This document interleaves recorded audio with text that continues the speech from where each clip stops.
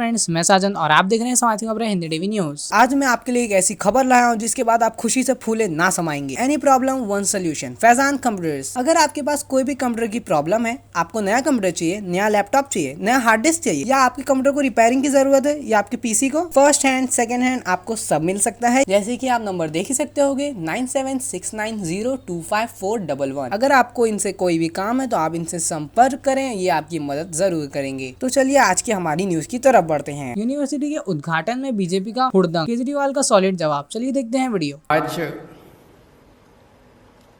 IP university का ये east campus देश को समर्पित किया जा रहा है। अभी हम सब लोगों ने इस कैंपस को घूम के देखा। इतनी शानदार फैसिलिटीज़, इतना खूबसूरत कैंपस, ये कहना गलत नहीं होगा कि आर्किटेक्चरल पॉइंट ऑफ व्यू से और फैसिलिटीज़ के पॉइंट ऑफ व्यू से perhaps this can be counted as one of the best campuses in the country.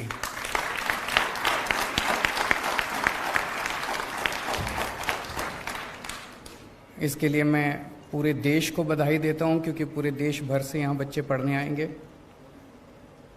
Delhi के लोगों को बधाई देता हूं, इतनी शानदार यूनिवर्सिटी कैंपस बन के तैयार हुआ।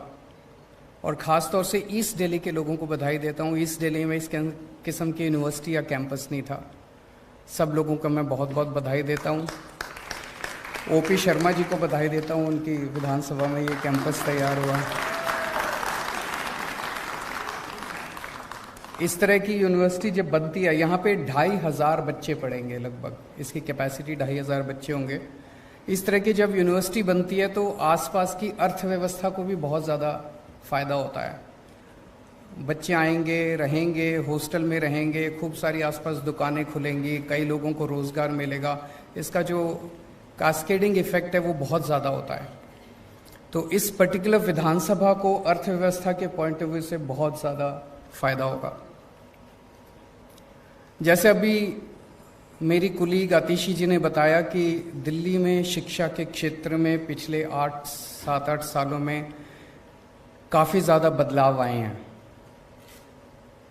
एक तरह से पहले हमारे देश के अंदर एक तरह से 2 किस्म का शिक्षा व्यवस्था है। एक सरकारी स्कूल होते हैं, एक प्राइवेट स्कूल होते हैं।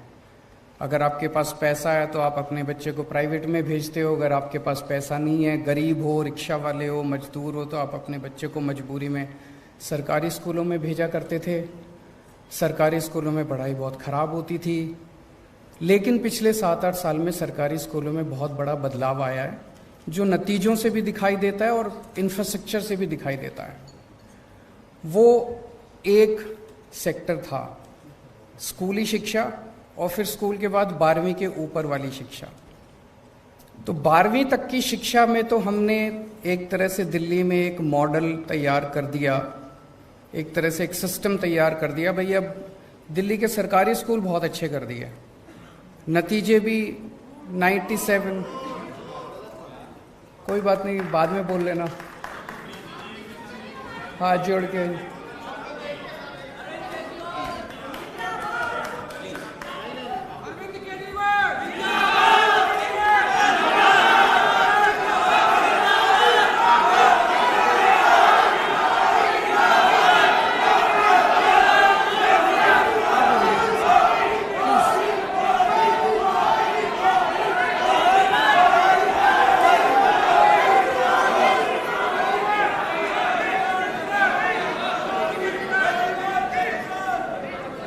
काश अगर इन नारों से शिक्षा व्यवस्था अच्छी हो सकती तो बहुत 70 साल में हो गई होती। मेरी आप लोगों से हाथ जोड़ के निवेदन है, इस पार्टी वालों से भी और इस पार्टी वालों से भी, दोनों पार्टी वालों से निवेदन है, मेरी 5 मिनट बात सुन लो। नहीं पसंद आए तो बाद में नारे लगा लेना। एक बार ही बोल तो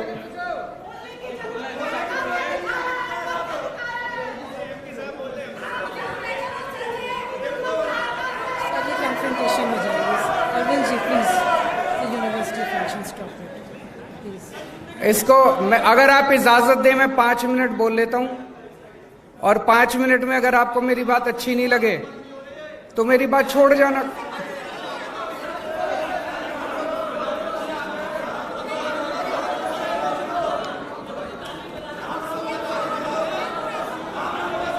एक मिनट, अब बैठ जाओ, सब लोग बैठ जाओ, सब लोग बैठ जाओ, बैठ जाओ, सब लोग बैठ जाओ, बैठ जाओ, सब लोग बैठ जाओ,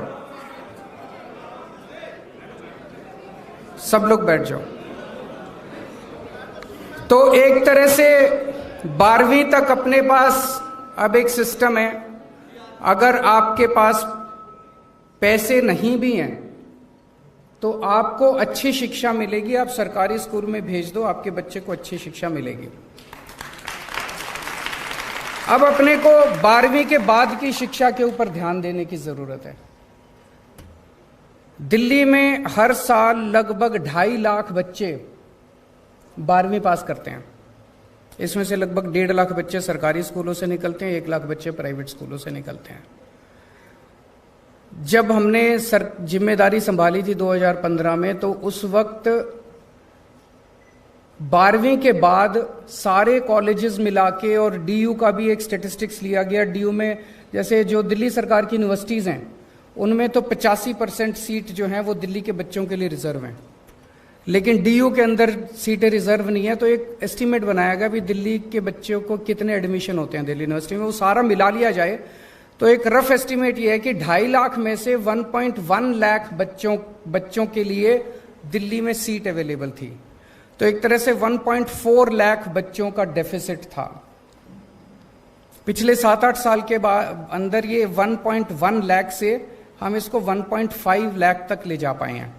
आज 1.5 लाख बच्चों के लिए 12वीं के बाद सीट अवेलेबल है। अभी भी 1 लाख का डेफिसिट है, हमें अभी 1 लाख और बच्चों के लिए सीट्स क्रिएट करने की जरूरत है। लेकिन सबसे बड़ी इशू उठता है, और वो ये है कि पढ़ने लिख के बाद भी अगर नौकरी नहीं मिले तो फिर एक मन में प्रश्न तो उठता है कि क्या शिक्षा सार्थक थी जो हमने पढ़ाई लिखाई की, अपर एजुकेशन। आज सबसे इंपॉर्टेंट चीज एक युवा के सामने यही है, jobs, jobs, jobs and jobs.